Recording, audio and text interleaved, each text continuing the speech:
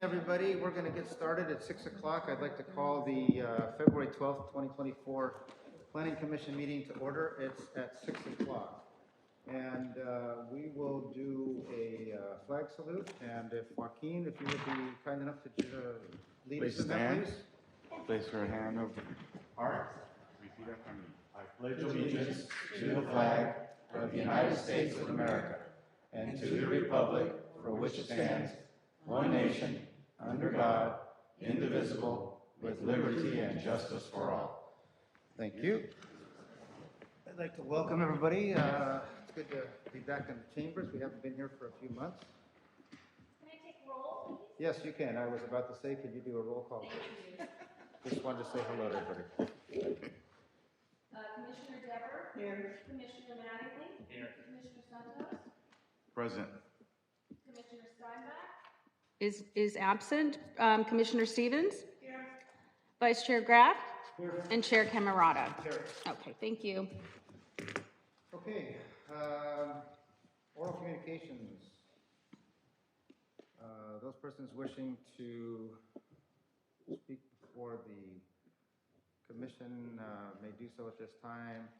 We are going to keep a 3-minute time limit, and if anybody is in the audience that has a card, or Linda, do you have anybody that wants to speak? Nobody is, actually, so let me ask you, is anybody online yet? Sorry? Is anybody online, joining the meeting online?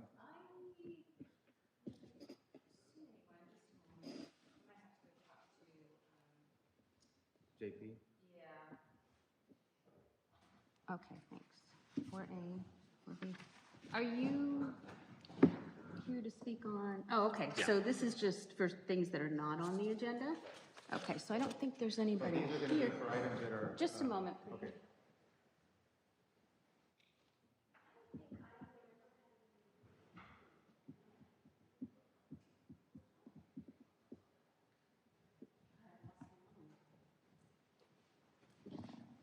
I've tried. Oh, okay. My eyesight's so bad. I'm sorry. So how, anybody's? So it looks like nobody for oral communications. Chair Camerata. Nobody's online. Nobody's online? Okay. Okay, so I'll repeat. For those wishing to address the Planning Commission for any subject other than those that are scheduled, you are requested to do so at this time. Please provide your name and address to the to Linda for the record. In order to conduct a timely meeting, 3-minute time limit has been established. So are there any speaker cards? No, we don't have anything. Okay. And nobody online. Okay, beautiful. So we'll go on item 3, consent agenda. We have approval of October 9th, 2023 minutes. Is there a motion to? So moved. Second. Okay, all in favor of that, say aye. Aye. Any opposed? Nay. Okay, minutes will be approved as submitted. All right, item 4, public hearings. We have 2 items. We have 4A, which is a discussion and consideration of a conditional use permit number 327 at 24416 Crenshaw Boulevard, units 4 and 5 to sell beer and wine for on-site consumption in the MC or light manufacturing and commercial zone. The city has found the project to be exempt from CEQA, which is the California Environmental Quality Act. The applicant is a Jean Locke and Veronica Chopin of Les Delicias du Chef. The presentation will be by Associate Planner Laura McMorrin, so take it away, Laura. Hi, JP, if you come out here, it looks like it's doing the dual screen thing again, where it needs to just mirror the computer instead of do a dual screen.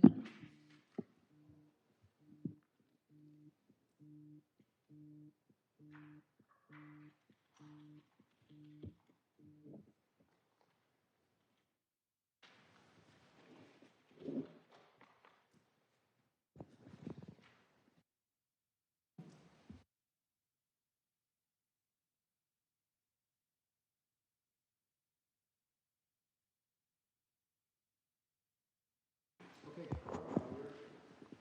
We're set and ready to go. Good evening, Chair Camerata. Good evening, commissioners and members of the public. Tonight's CUP is for a proposed restaurant to have beer and wine service. So they're looking to have on-site consumption at a bona fide eating establishment. A little background, it's a multi-tenant building facing Crenshaw Avenue. There are 21 parking spaces, and there are 4 existing tenants, a coffee shop, hair studio, retail store, and then this applicant's restaurant, which occupies unit 4 and 5. It's a combined unit. So the general plan designates the area as industrial, and the zoning designates it as light industrial commercial. This is clearly a commercial use. Nearby uses include residential, commercial, and educational.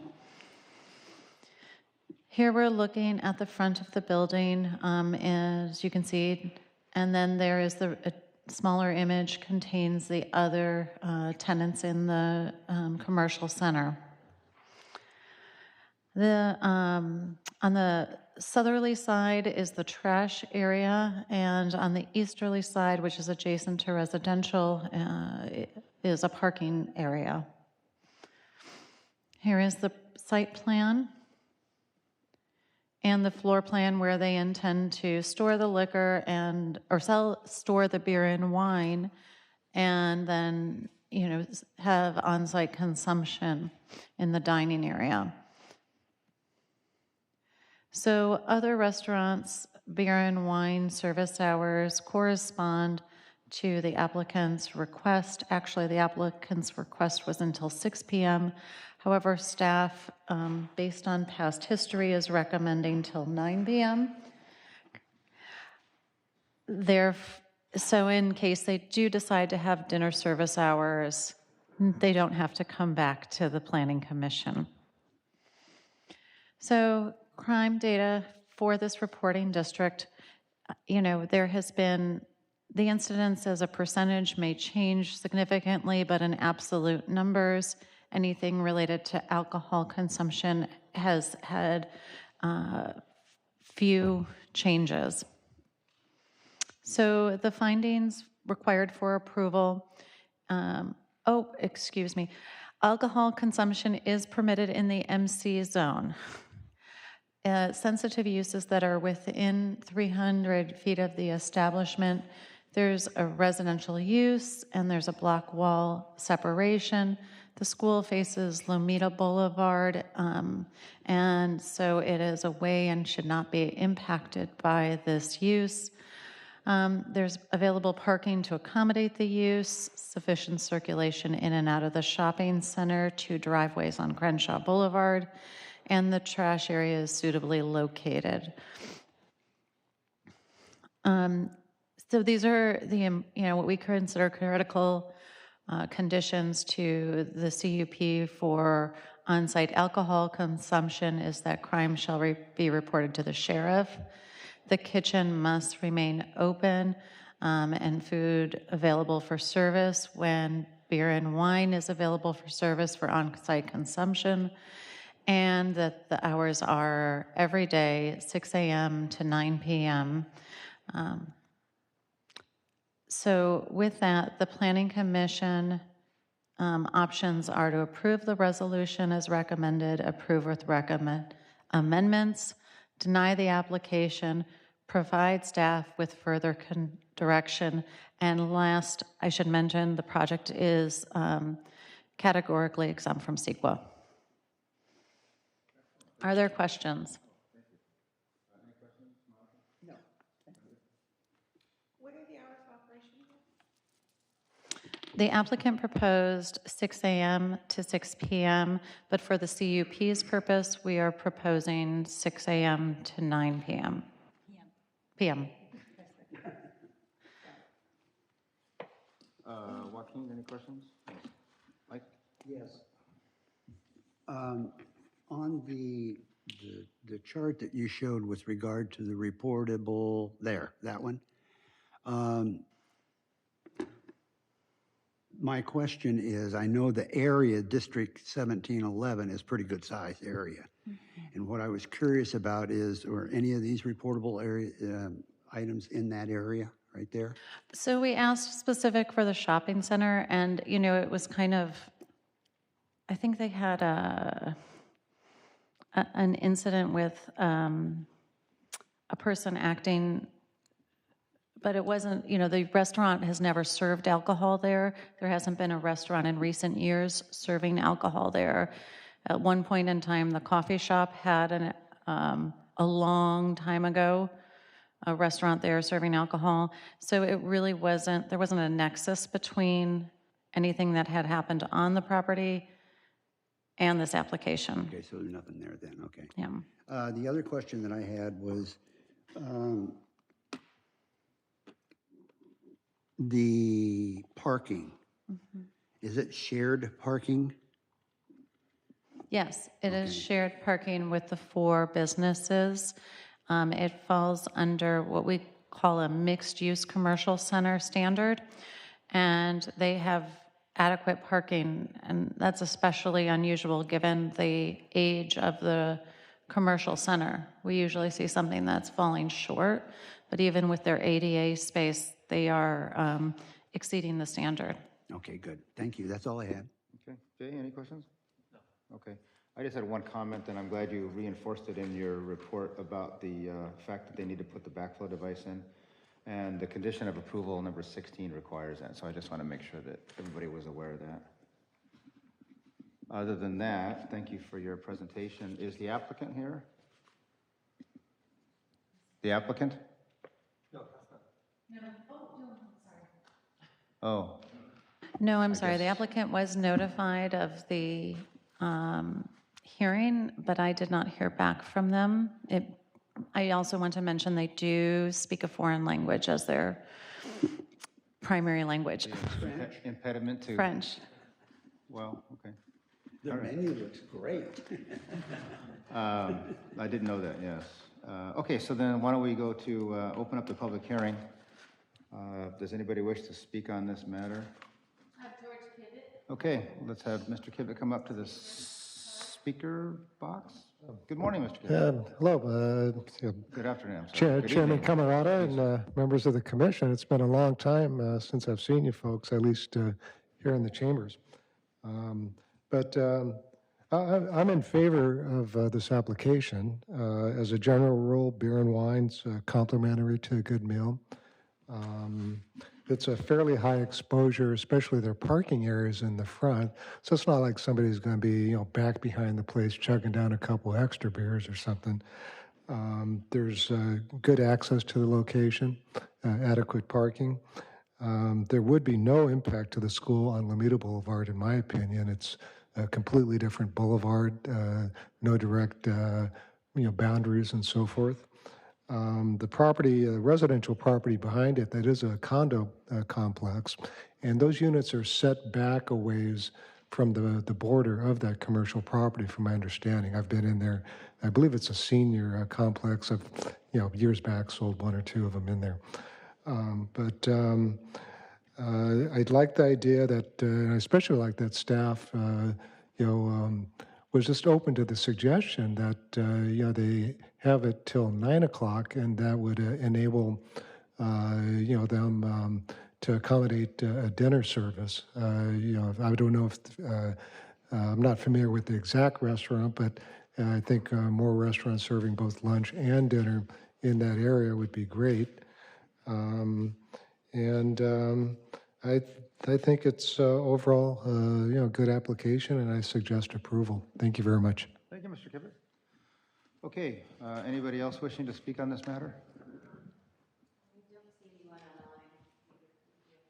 Okay, then I will close the public hearing, bring it back to the commission. Does anybody else have any questions for Laura? If not, I would ask for a motion. Okay, I'll second it. so there's a motion and a second on the floor to approve conditional use permit number 327. All in favor of that? Aye? Aye. Anybody opposed? Okay, it passes unanimously. So make sure that they're aware of it in English and French. Chair Camarada, We, one additional thing I noticed before we move on to the next item, it looks like this is not the final approved version of the agenda. I just looked over the whole agenda and everything else looks correct. But for this next item, the applicant and the presented by are not the final version.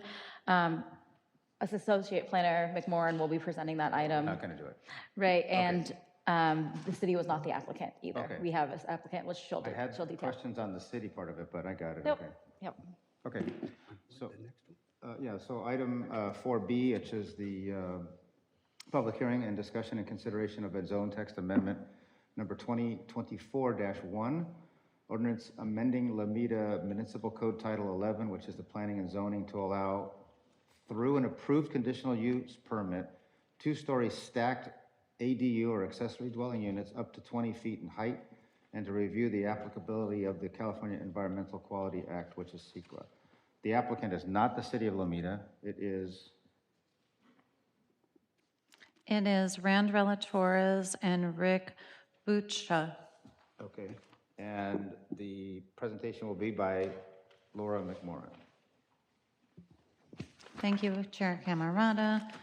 Good evening. So, as mentioned, this for your consideration is a zone text amendment to allow through an approved CUP process 20-foot high 2-story accessory dwelling unit building. The amendment has been proposed by private parties as mentioned, and the red line version captures the applicant's request as well as contains a few additions by staff.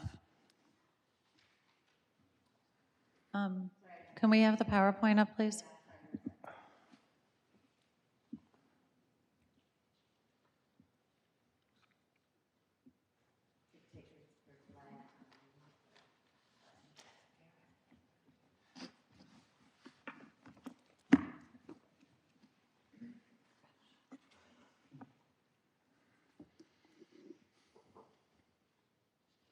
No source. So I just want to make sure that we're selecting the same source that we used for the last presentation.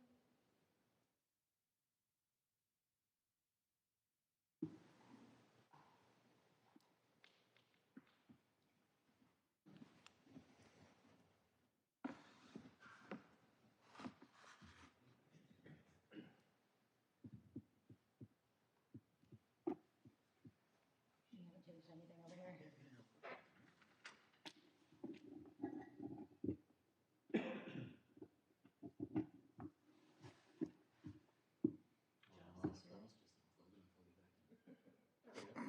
Wait, now what?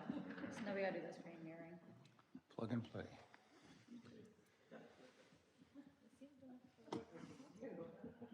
like the wizard behind the curtain. That we did last time worked.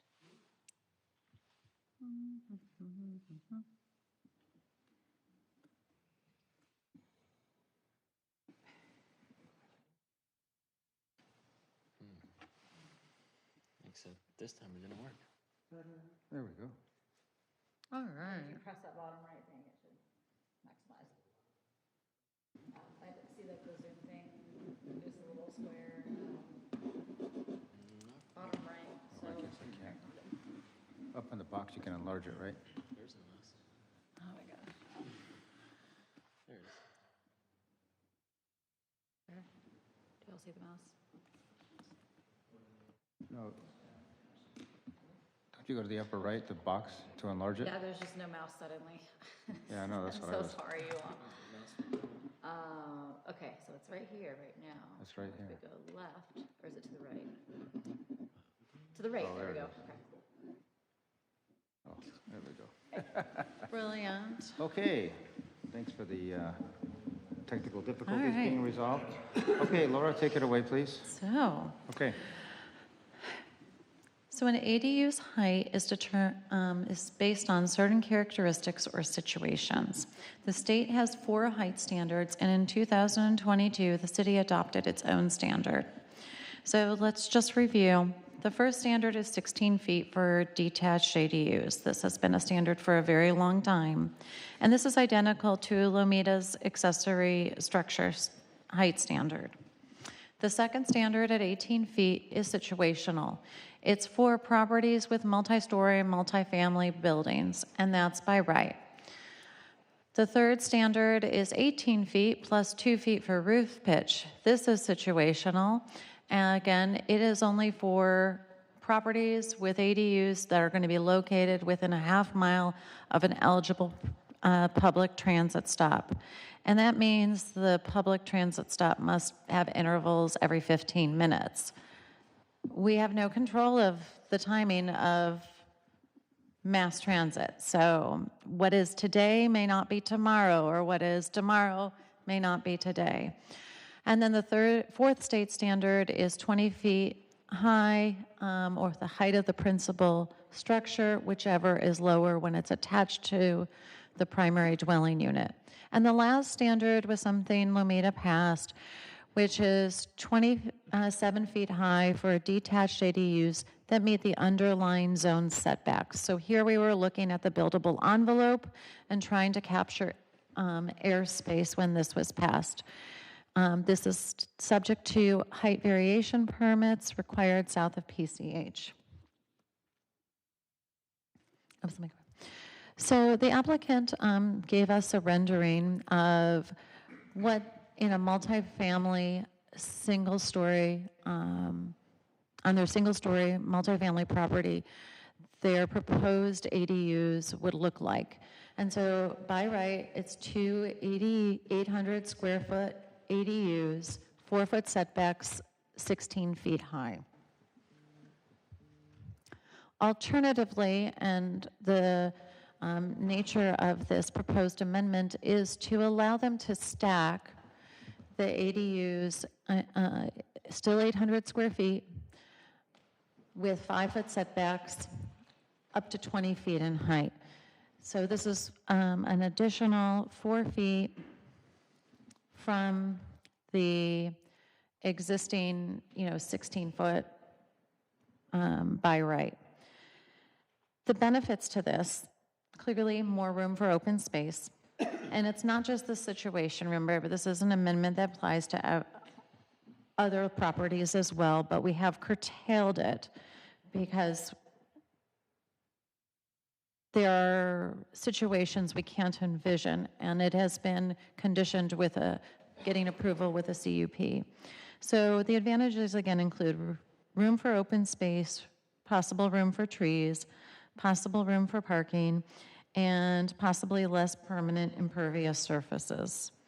And then potential negative impacts that could come about would be some increased shadowing on adjacent properties and kind of an enclosing of the airspace that an adjacent property feels. But again, this is only a 4-foot difference between what's by right and what is being proposed.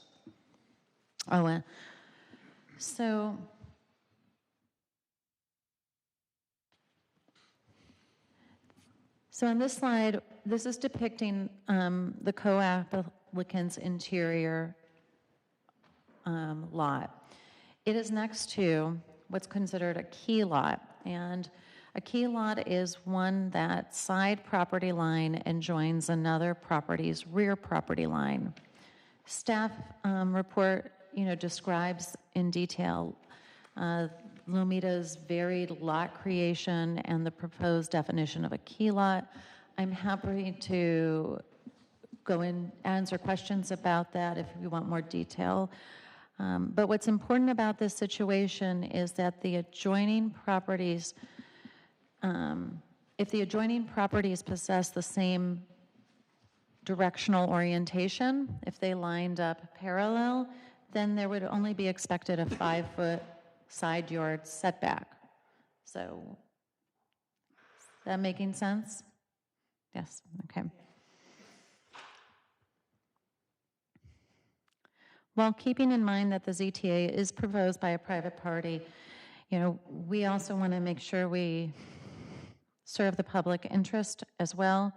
And we can certainly see that in the situation where there is a residential property abutting a commercial property or a commercial zone, that there would not be any more significant impact on the adjacent properties, and staff recommends including residential properties in this situation when it abuts a commercial zone with the amendment. We feel it is compatible and complementary to the applicant's proposal.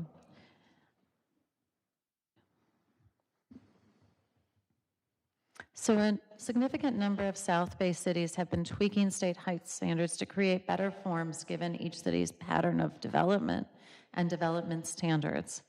All the heights presented adhere to the state's 4-foot side and rear yard setback standards or less. We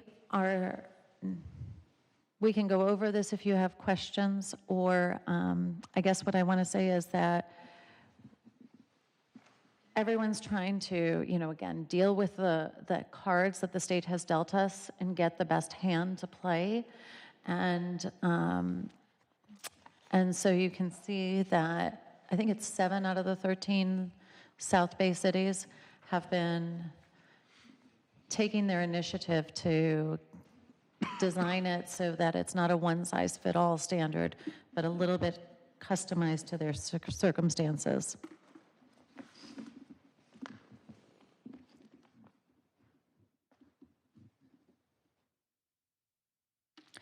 So this table is just kind of summarizing what we see here is the project type, whether it's an administrative or a discretionary authorization. If a project adheres to state law, then the review is going to be administrative. If the project type exceeds 16 feet in height south of PCH, they have to apply for a height variation permit. If the project type is 27 feet high, this is Lomita standard within the setbacks, then it's an administrative review. And in the last project type is what is proposed with the amendment tonight, 20 feet in height with 5-foot rear and side yard setbacks plus some specific development standards, and that would be a conditional use permit. In evaluating a zone text amendment, staff consults the general plan to determine if the proposal is consistent or inconsistent. This amendment clearly is not inconsistent with the land use element as it proposes no change of use. Staff has added partial ADA standards to address 2 housing element objectives, which are Goal 4, to build a community on equity and inclusion, and Program 7, to develop incentives to create housing for people with physical challenges. These standards are kind of skeletal standards that are applied to ground floor units only, and it's to the framing, rough plumbing, and rough electrical. Last, per California Public Resource Code, SEQ was not applicable to ADU ordinances. So with that, the Planning Commission has the following options: to vote for the resolution, against the resolution, or recommend changes to the draft ordinance. Are there questions? First of all, thank you for your presentation. Secondly, though, I will need to recuse myself. We have a client, actually 2 clients across the street, and we had to recuse from the last project that's being developed right next to it. So I need to recuse myself from this one. So with that being said, I'm going to have Assistant Chair Mike Graff take over, and I'll be outside. So give me a holler when we're done. Thank you, Chair. Okay. Are there any questions from the commission? Monica? Okay. Brenda? Joaquin? No? Okay. Excuse me. There are, on this piece of property, there's 2 houses. Yeah, again, in the applicant's property, but again, this is a citywide ordinance, there's 2 multifamily buildings. Okay, there's single two, story, and because it's single story, they are at 16 feet. right, If it was multi-story, they would be by right at 18 feet. at 18 feet, right. And what this does is, there's a lot of things that go on. Can you, in reading all the documents, is there a simple way for you to explain to us what this zone text amendment accomplishes, what it does for this? I mean, So, I think understand. yeah, the simplest way is really to envision it, which is it is preserving ground floor area, Right. reducing building cost, and also, here is the incremental cautious approach is none of these are going to be by right. If, it's adopted as recommended. And that is because they'll have to come for a CUP to determine if there are impacts on any of the adjacent neighbors. We understand in this situation, it may, we may not see it on first blush, like it would be so impactful. That said, we're cautiously recommending this because we're not sure of any unintended consequences citywide, right? Right. At citywide. So that is,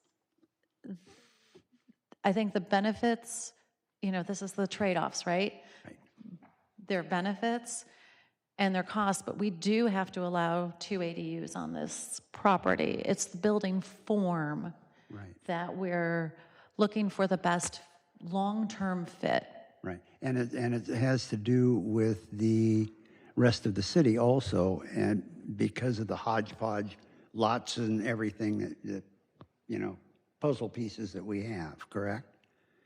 Yes, but again, if it was a, if you could look at if it was 2 interior lots with their rear lines abutting, they would not be eligible. In October, we'll be, redoing our zoning code. Right. There may be some modifications we make, but this is the applicant's proposal. We didn't want to extend this too broad and dilute their essence to cover work we'll be doing later or looking at later. We want to So what this does is it tries to accomplish what the applicant wants to accomplish, but with a stipulation that any of these changes or requests have to go through the CUP process because of the difference in the properties and the lines and the adjoining properties and buildings. Is that correct? perfectly said. Thank Okay, you. okay. That's all I had. So with that, let's open the public hearing. I'm sorry? No, I'm good. Yeah. Didn't I ask you? Yeah. I always like being asked twice, though. It's nice. I appreciate it, Brenda. Do we have the applicant that would like to speak on this, please? Yes. Good evening, commissioners. My name is Rand Relatoris of Rand Architect, the architect for the project. And originally when we came to the planning department, we thought we were going to get an administrative approval because we were 18 feet plus 2 feet for the roof slope. And we met the mass transit less than 5 or 0.5 miles, only to find out that the intervals at our bus stop was 22 to 27 minutes in lieu of 15 that's required. Boy, that hurt us.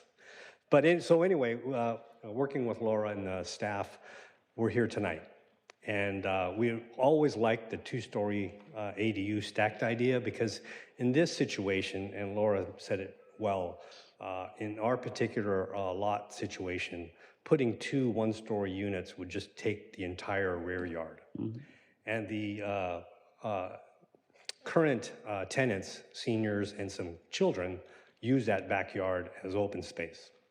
And by stacking these units, we got tremendous amount of open space, almost 2,000 square feet of open space that they can use. Also, we think construction-wise, it'll save tons of money, a lot of waste that's going to be saved.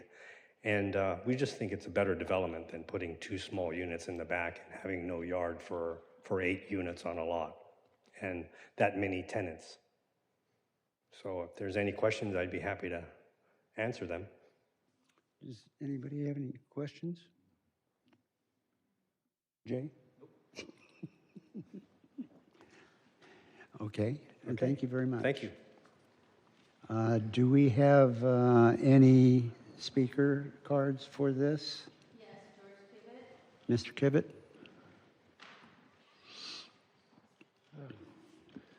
Hello, Mr. Graff, members of the commission. Before I start, I did want to mention, I have known the architect, Ram, for a number of years. He did architectural work for a client and friend of mine's property who had purchased an over 10,000-foot lot, built a very nice structure in the front and a second unit in the back, according to the guidelines which were present at the time. Beautiful property. But I do like the idea of stacking the ADUs. As Laura had said, it does allow for the continuance of that open space, which I think is very important.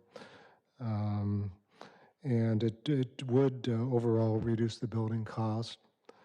And to be truthful, though, I would actually like to see a higher height limit than the 20-foot. Just on some properties, you might be better able to match up roof lines and things like that if you had a higher allowance. And if this were passed, in all honesty, I have been thinking about doing an ADU on my property, but I don't want to convert my garage and lose that space. But I could rebuild the garage and add an ADU stacked on top of that, match up the roof lines, hopefully, if we had the proper height limit, or apply for it on a CUP. And I very much like this idea. I know there's kind of a prerequisite within the city to increase housing. I'm a member of the present GPAC, and I know that's been something that's very much desired by our council and staff. I'm very much for this. I like the idea. Thank you very much. Thank you, thank you. Are there any other, Linda?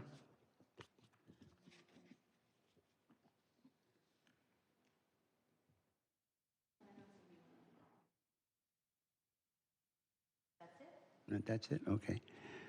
With that, I'd like to close the public hearing and bring it back to the commission for discussion and or any questions.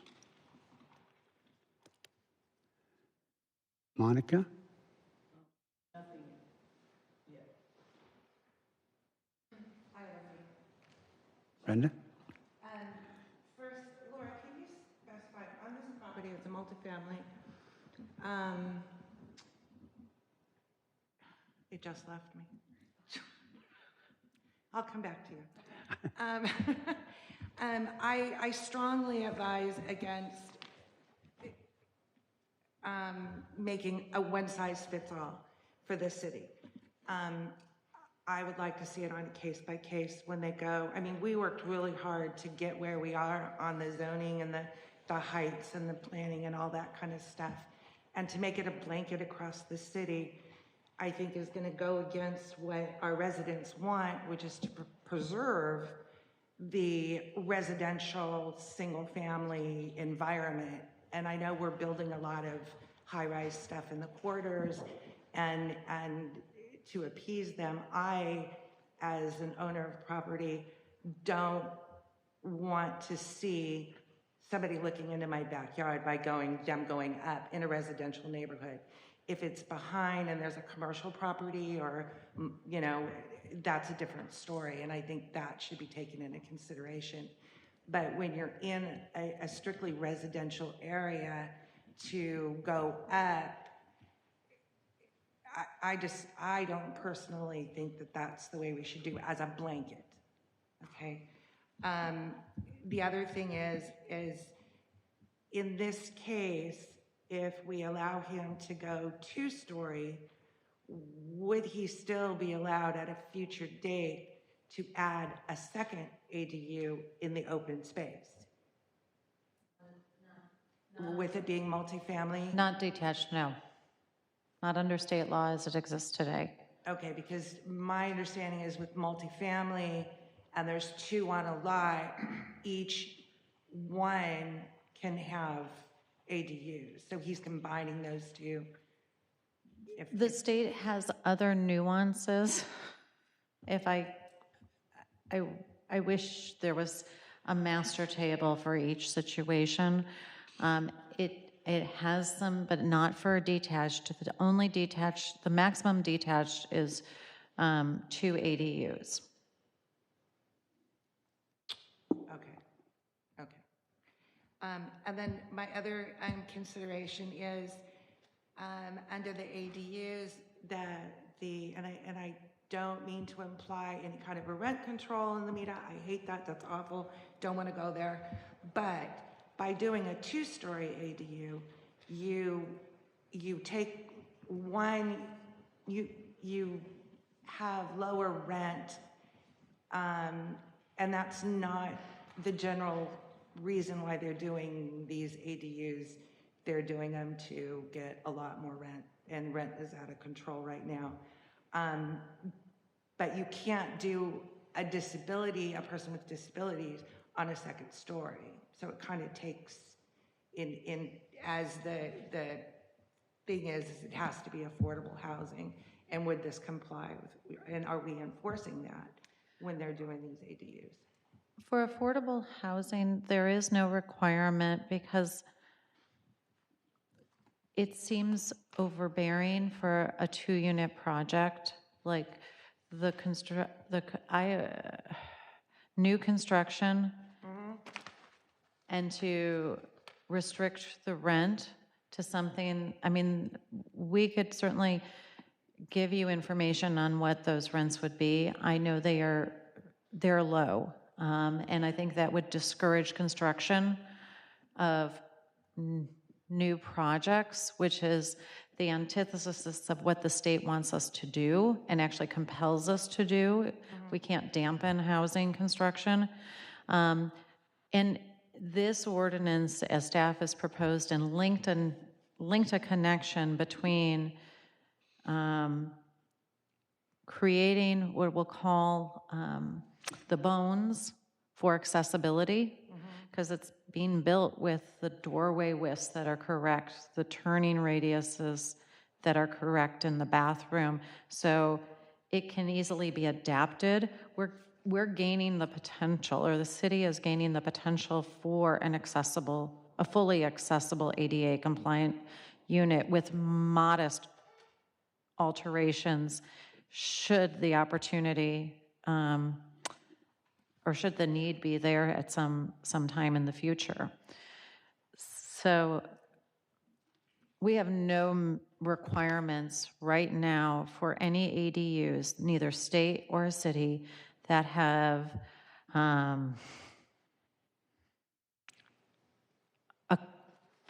standards for people with physical challenges for the units. None. And I can say this, I've looked at other municipalities, they haven't linked it up either. So we're kind of in the forefront situation here, and truly we've critically looked at this, and we believe that there is not only justification for it, because one of the units is moving upstairs, so that precludes the possibility the supply is reduced, but we are really gaining something that doesn't exist, which is the bones of an accessible unit.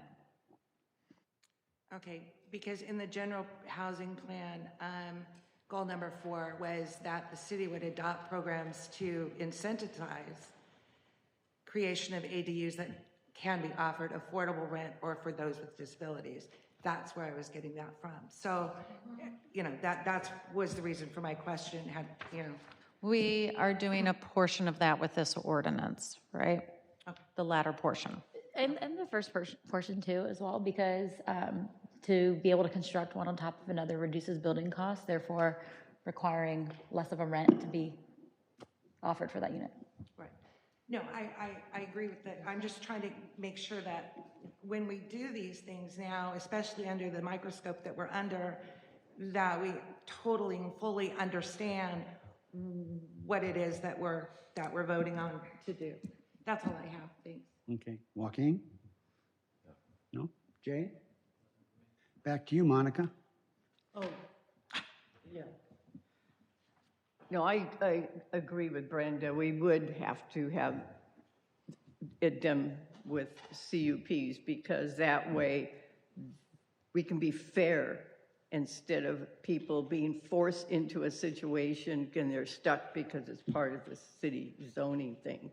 So regardless of all these other items, I think that's the most important part, is the CUP. So I agree that we ought to just have it case by case, and rather than set a standard. That's all. Thank you. I was going to say just about the same thing. Hopefully, this isn't going to cause too much inconvenience for you folks if we pass this way and in requiring a CUP. I think that's the way that the city needs to do it now because of the, if you want to call it patchwork or whatever, the property and it's not just a wonderful housing situation as far as all the lots and everything that go. So, okay. I guess we're ready for a motion. Okay. Do I have a second? I'll second. Okay. And do we have to do a roll call on it? Excuse me, what's the motion? What's the motion? I'm sorry. Okay, I move that we adopt resolution recommended by staff approving zoning text amendment 2024-01 to the City Council and find the California Environmental Quality Act CEQA not applicable to this ordinance. I think the way we spoke about it, though, was like we wanted to adopt it as a conditional use permit. That's what this does. Make sure. And that's allowing the 2-story rather than the 2 individuals. Correct. Right. What it does is it sets forth changes to the height requirements in certain cases, but it requires a CUP to do that. Is that correct? Yes, so should you adopt it as is recommended tonight, that would then allow for individual property owners to come forth to you all and request a CUP to be able to have the stacked condition. So this is not specifically approving a project. But only in Excuse me? two, This is not specifically approving any one project right now. That's correct. Not even this one? No. Right. They would have to apply for a So this is CUP. just so that they have to come before us when they want a variation. That, CUP, A yes. CUP, sorry. Yeah, what this does is it approves the zone text amendment as it has been presented. It does not approve the applicant's project. They have to reapply for a CUP that meets the parameters of what we are passing tonight. Is that correct? yes, and even though it's a citywide ordinance, it only fits 2 property types. One, where a rear yard property line is abutting a side property line, and 2, for residential properties abutting commercial. So only 2 property types right now. Again, we're treading cautiously, and as you said, this is then case by case. Thank you for the clarification. Okay, Now I good. know what I'm voting on. Okay, so it has been moved and it has been seconded. can we have a vote, please? Is all in favor? Aye. Aye. Opposed? It carries. And I know it's an inconvenience for you folks, but our staff will work with you to make it, to bring it forward for us. Thank you.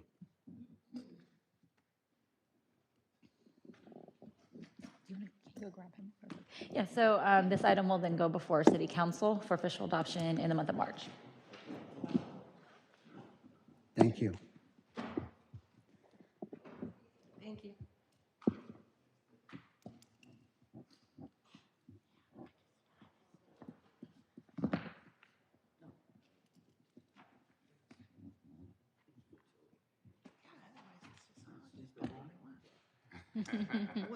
About to.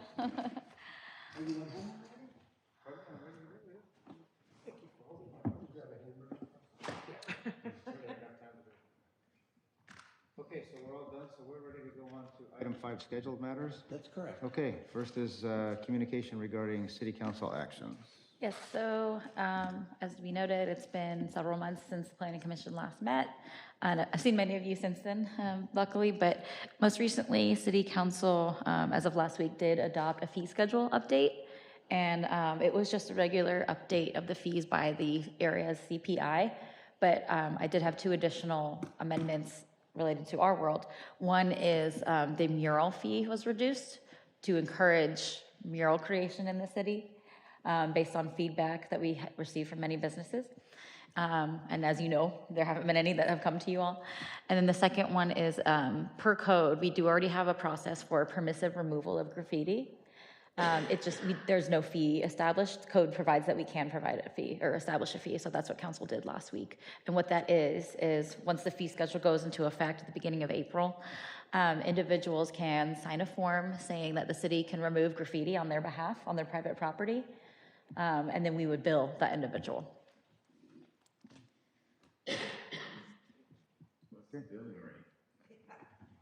Actually, I think that's... It's the same company and the same billing rate that the city uses for its own graffiti removal. But I mean, the fee schedule's at the counter, right? It is, but the one they adopted last week doesn't go into effect till, I think it's April 6th or first week in April. Okay. Gotcha, okay. Item 5B, upcoming developments and businesses. That would probably be your planning update. Yes, so Target is now to be opened in July. They ran into some issues that they're navigating with SCE, and I'm actually meeting with SCE next week to talk about that because that seems to be a trend for a lot of delays in businesses opening. And then Grocery Outlet has been doing construction of the remodel of the interior of that building, so they'll be opening this summer as well. Good. I have a question with regard to the Target and the SCE thing. I don't know if you can say anything, but it seems like would be plenty of power there from when Albertsons was there and they had all the markets and the, refrigerators and this and everything. So what do they have to do? Do they have to redo the power or What I've been advised of as it relates to your question is that there's new requirements. new requirements? Okay. As you'll remember, they had a little problem when Popeyes went in. They had to redo the pole right on PCH right there, and that took a little while to get redone. Yeah. So they never know. Yeah. But it looks nice to have a Target there, even if it's not powered up yet. I'm telling you, it's nice to drive down the street and think, wow, that's in Lomita now. What do you think? Can't wait. Good. Well, Grocery Outlet's got a They have makeshift sign up. Yeah, they do. No, they're actually on there's 2. There's one on the building, Yeah. and then there's one on the kiosk up front. Yeah, I know that, but that's a temporary thing. But at least you can see it. Yes, Good. definitely. Okay. 6, other matters, staff announcements. Yes, so excited to announce so in the meantime, since we have last met, our code enforcement officer was promoted to code enforcement supervisor, and our contract that we had with 4 Leaf is ending this month, and we did extend an offer, and the individual has accepted for the code enforcement officer position. That's a full-time staff, city employee, not on contract, to begin in March, and so we'll be introducing that as soon as that's all official. Okay, great. The other thing I want to mention, as it pertains to 6C, as a staff announcement, as you know, we have a new interim city manager, Joe Hefkin, and he has been working with Kathleen from the clerk's office on a board-wide amendment to the policies and procedures, which would include your all's concern from our last meeting about required attendance of council meetings. So they're looking at it from a greater standpoint Okay, citywide. that was an item we had carried over from last October. Right. I know Mike had it, and I had it on mine to find out where we are with What's the it. progress? Yeah, Yeah, so the Okay. clerks are working on it for all boards okay. And comprehensively. I understand he's coming through Redondo and PVE, so you must have worked with him in PVE. I didn't work with them at PVE, but we know all the same people. Okay, well, that's good. A little continuity always is a good thing. Okay, so item 6B then, planning commissioner items. Anybody have anything? Monica? Yeah, is it true that Holly Barley is moving? Anybody heard? I heard that the rent was increased, so they're moving. So that was on Nextdoor. You know how Nextdoor is. Yep, yep, yep. So, and I also. Yeah, and I also heard that Ace is closing. Oh, so now Ace Yeah. and Wells is going out? Yeah, Oh, yeah, so wow. that'll be an empty building, so that was part of it. So you wonder if the Project Barley one is true too, because of the rent, okay. And I think that's I thought it was very interesting to read about that demolition of that property and the process it went through. And that was on Nextdoor. Barry Wade explained it so nicely. I was like, oh, wow, we can do that? Yeah, So- pretty impressive. Now, the bill goes to the property owners, right? It does. So what myself and Will, the code enforcement supervisor, worked on is we tried to work with the property owner, went through the whole code enforcement process. Owner did not comply for many years. And then we were able to come to a compliance agreement that he did sign, still didn't come into compliance under the agreement. Reached out one last time, but got ghosted, if you will, by the property owner. And so city council we held a public nuisance hearing with a hearing officer, and then city council also declared it a public nuisance. And we've been tabulating the costs per code, which will then place a lien on the property for that amount. Well, it was nice to see it all go down in one day. It'll be coming to a council meeting in the near future, that lien amount. Okay. Brenda? No, I had a follow-up on our minute thing for the commission, and then I was glad to see that thing come down. I went by in the morning, I was there, and then came back in the afternoon, and it was gone. I was like, whoa. It's called the earthquake, something. Yeah. And then another thing that city council passed, which I'm really excited about, is the parking enforcement for cars left over 72 hours now are required to move 100 plus feet, which keeps them from going out and rolling their tires and going back in the house and then coming out and rolling them back and going in the house. Drives me crazy. I was glad to see that. I hope the fine is really, really steep. Okay. And that's all I have. All right, Joaquin? I just want to say how great it is to see everybody again. It's been a while. So actually, you guys, actually anything else, Joaquin? No, I'm Oh, okay. You've touched on a few things that I had, so I think I'm good. Mike? Just that really appreciate what staff does and the questions they answer and try to make it as simple as possible and clarify it. And Monica, as far as what you were talking about with the property there, Project Barley is not leaving. And the Ace Hardware is leaving. And I was talking to the person at Ace Hardware, and they wanted to increase their rent to $29,000 a month. So they've got something planned for that property.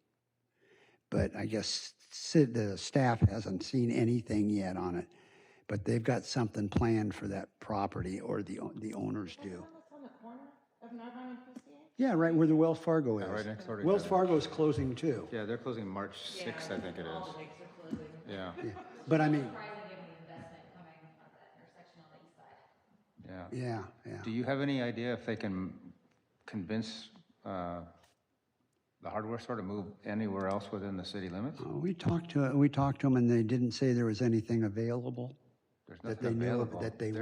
that they were closing their doors, That's period. kind of interesting, because I could probably think of a few places that could accommodate Well, them, you the know, size that they you know, are. right, and the thing about it too is rumor, of course, it's rumor only, is that the CVS on the corner of Narbonne and PCH will close because of the one on Eshelman and because of the one in Target. That's a rumor. I think the one on Eshelman is the one that they're gonna close. I mean, that's where we go, and that's the talk that we're hearing. Oh, okay, well, I heard it other way, yeah. Anyway, But the news was Target was closing all their CVS's in pharmacies in the Targets. not all of them, not all of them, though. Because they have a big sign that says CVS Yeah. on PCH, and I'm Yeah. thinking, Yeah.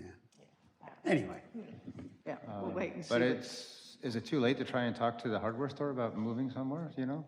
I just heard about this today myself, a few hours ago, that they were moving through a former mayor. So this is all, it's all completely Oh, new okay. news. My husband is gonna be heartbroken. He goes down there and just wanders around, you know? it's so convenient. It is so, I've gotten to the point to where, you have to have a little this Something. or a little that. You've got to go up and fight the crowds at Lowe's or Home Depot. You go up there and just walk right in, get it, and you're done. And the prices are the same, basically. Yeah, staff would Yeah, absolutely I'm really- encourage relocation if we're able to kind of get some kind of contact. Yeah, I'm really sad to see it happen too. Well, maybe you sounds still like they're can reach closing. out, maybe you guys can still reach out to them. Yeah. But it's a corporate decision, I'm sure. Yeah, and the information it's I a received is that franchise. they were closing, not looking for a new space. Yeah. Okay. Anything else, Mike? Nope. Jay? I haven't heard any good rumors lately, so I feel like. But I just want to say we haven't met since this happened, but the State of the City was in November, and I thought it was fantastic. It was really great. I got to hang out with Brenda while I was there. I saw Mike while I was there, and it was just great to come together as a city, and the staff that worked so hard to put it together did an amazing job. So kudos to everyone involved. And we were excited because they chose the general plan update theme as the State of the City theme. Right. So.